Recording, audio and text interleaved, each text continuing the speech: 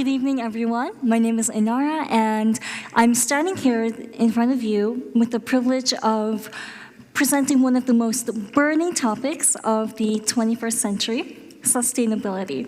And it's a bit ironic because ideally we shouldn't be burning anything in general. And let me ask you a question. Do you think sustainability is a privilege? If your answer is yes, could you please raise your hand?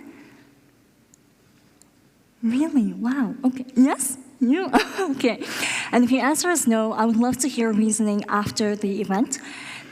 And sustainability has become a huge concept in the way that we approach our innovations, projects, infrastructures, and ideas, all of which contribute to the enhancement of the quality of our human life.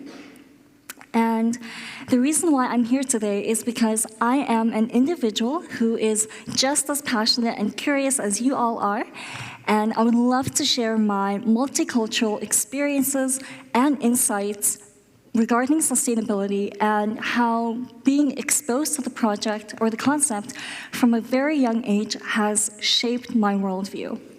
So a little bit about me. I'm from Ulsan, Mongolia originally, and I was fortunate enough to attend a high school that fostered and encouraged their students to become better citizens of the world, as cheesy as that sounds. And we were taught topics such as recycling, composting, tree planting, and even marketing and sales. But my favorite topic was how different communities and families across the globe live adapting to their environment and circumstances. Not to mention, my school was an international school, so obviously we had many events where we would come together and learn about each other's traditions, cultures, and customs. And I remember thinking how cool it was when I discovered that most of my Asian friends also had the same designated big plastic bag that contained smaller plastic bags. And then growing up, I also realized that everyone's grandmother also had the same cookie jar, as you can see in the photo, that contained miscellaneous items such as sewing kits or nails instead of the delicious Danish butter cookies.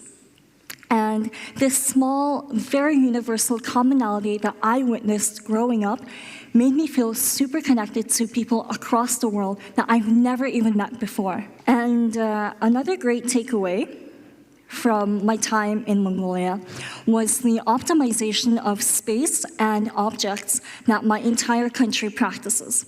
So a less PG example would be how our nomadic families handle and take care of their cattle out in the countryside. And again, thanks to my school, my class was very fortunate enough to visit the countryside and visit this nomadic family and witness firsthand how they put down the animal in the most organic, pain-free, and fastest way possible so that the animal does not suffer.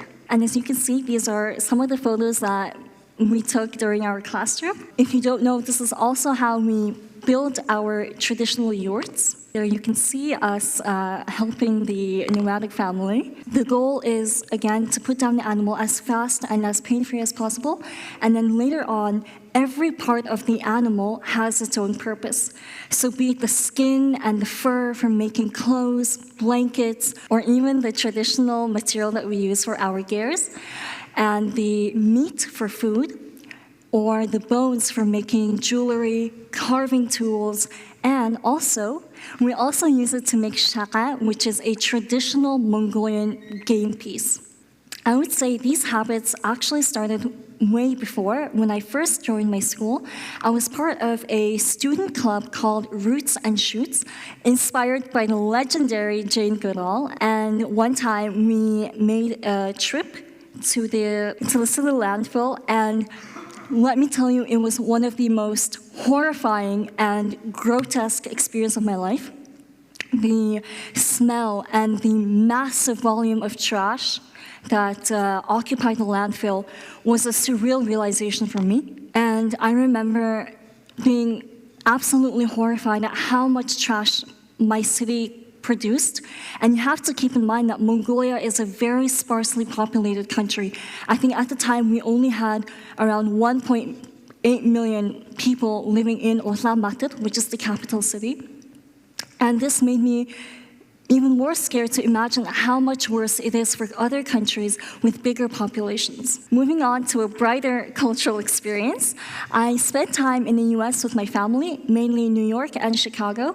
And during my time over there, I was introduced to two other concepts which are very prevalent in today's society. One being secondhand thrift shopping, and then the other being carpooling. Carpooling was very integral to our everyday routine because back then, my mother did not know how to drive, so we never saw the purpose in purchasing a car.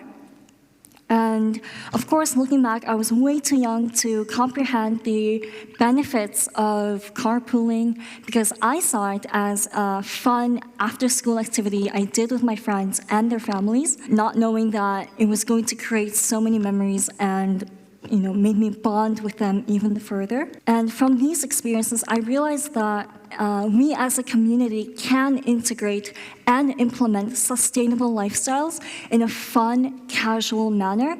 It doesn't always have to have this impending end of the world. I have to say